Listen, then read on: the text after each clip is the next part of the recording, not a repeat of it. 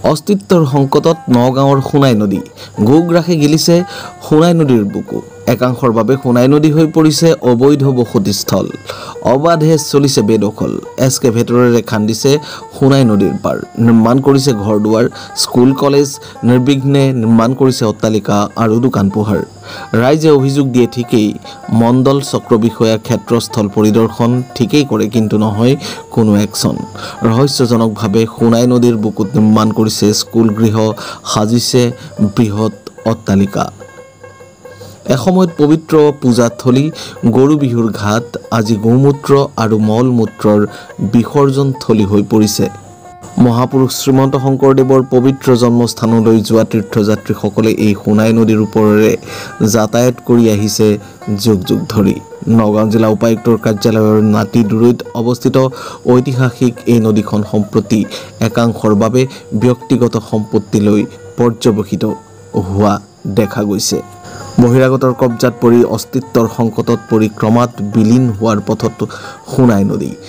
স্থানীয় ৰাইজৰ চৰকাৰলৈ বিনম্ৰ অনুৰোধ অনতি পলমে সোণাই নদী বচোৱাৰ বাবে উদ্যোগ গ্ৰহণ কৰক এই সম্পৰ্কেতো বহুতবাৰ মই তেওঁলোকক ৱাৰ্ণিঙো দিছোঁ ৱাৰ্ণিং দিয়াৰ ভিতৰতো আমাৰ অফিচৰ পৰা হাকিম আহিল তাৰপিছত এডিচি বাইদেউ আহিছে এনেকৈ লাট মণ্ডলকে আদি কৰি সকলোৱে ছাৰ্ভে কৰা হ'ল ক'ত কেনেকৈ কি বেদখল হৈ আছে তাৰপৰা তেনেকৈ গৈ কৰি মেলি থৈ আহোঁ আকৌ দলংখনৰ ওচৰতে বাউণ্ডেৰী ৱাল মাৰি থকাৰ কাৰণে মই কেইবাদিনো লাট মণ্ডলৰ লগত গৈ বন্ধ কৰিলোঁ কিন্তু তেওঁলোকে একো মানা নাই নামানাত মই চুপচাপ বহি আছোঁ অকলেও যিহেতুকে নেমানে গতিকে নদীখনটো বেদখল হৈছে বহুতো লেট্ৰিনৰ পাইপ চাইপ তাতে দিছে আগত যেনেকৈ আমাৰ গাঁৱৰ মানুহে তাত কাপোৰ কানি ধুৱে গা পা ধুৱে পানীও আগতে ব্যৱহাৰ কৰিছিলে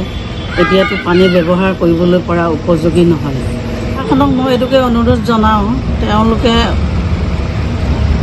ব্যৱস্থা লওক ফলাফলটো খাটিছে এতিয়া নদীখনত ধুনীয়া হ'ব লাগে বুলি ছাৰ্ভে কৰা হৈছিলে কিন্তু আজিলৈকে অহাই নাই এনেকুৱা বাৰিষা ছিজনতো গোটেই গাঁৱৰ মানুহ তাতে থাকে দিন মাছ ধৰি মেলি আজিকালিতো সেইটো পৰিৱেশ নাই ৰাস্তা ব্লক কৰি গোটেই ৰাস্তা মাটি দখল কৰি ঘৰ বনাই দিছে নদীত যাবলৈ ৰাস্তাই নাই গতিকে প্ৰশাসনৰ ফালৰ পৰা কি সুবিধা কৰে কৰক আৰু লাট মণ্ডলে কি কৰিব মণ্ডলেতো বাধা দিছেই ফটোও মাৰি লৈ গৈছে তাৰপিছত ওপৰলৈ কি গৈছে আৰু মই সেইটো নাজানো মণ্ডলে ৰিপৰ্টটো লিখিছে নিশ্চয় কিন্তু বিল্ডিঙৰ কাম চলি আছে বিল্ডিঙৰ কাম বৰ্তমানত চলি আছে হয় ইতিমধ্যে আমি দেখিব পাইছোঁ সোণাই নদীখনৰ দুয়োকাষে অবৈধভাৱে বিভিন্ন লোকে তাত দখল কৰি গৃহ নিৰ্মাণ অৰ্থাৎ অপ্ৰয়োজনীয় কিছু তাত ব্যৱহাৰ কৰি তেওঁলোকে আছে যাৰ বাবে সোণাই নদীখন সৌন্দৰ্যবৰ্ধনৰ বাধাৰ লগতে ইয়াত মানে দূষিত হৈছে এই নদীখনৰ লগত আমাৰ এই স্থানীয় সোণাইঘাট চলচলি অৰ্থাৎ এই স্থানীয় নিবাসীসকলে আজি আদি যুগৰ পৰা এই নদীত আমি তাৰে পানী ব্যৱহাৰ কৰিছিলোঁ আমি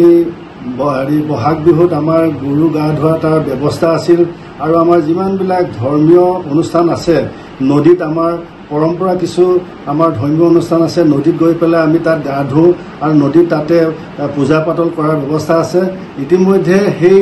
বাটসমূহ বন্ধ কৰি বিভিন্নজনে নদীখন মানে আবদ্ধ কৰি বৰ্তমান আমাৰ এই পৰম্পৰা ৰক্ষাত বাধা আৰোপ কৰিছে যাৰ বাবে আমি স্থানীয় ৰাইজে ইয়াত মানে দূষিত হৈছোঁ ক্ষুভিত হৈছোঁ গতিকে আমি সমূহ ৰাইজে স্থানীয় ৰাইজে আমি আশা কৰিছোঁ কলং নদীখন যেনেকৈ চৰকাৰে ইতিমধ্যে শোভাবৰ্ধনৰ কাৰণে কলং খনন আৰু পাৰত সুন্দৰ পৰিৱেশ গঢ়ি পৰ্যটকৰ স্থান হিচাপে গঢ়ি তুলিছে ঠিক সেইধৰণে এই সোণাই নদীখনো যিখন সোণাই নদীৰ দুয়োকাষে অবৈধ বেদখলকাৰীক উচ্ছেদ কৰি ইয়াতো কলং পাৰৰ লেখীয়াকৈ সুন্দৰকৈ সজাই পঢ়াই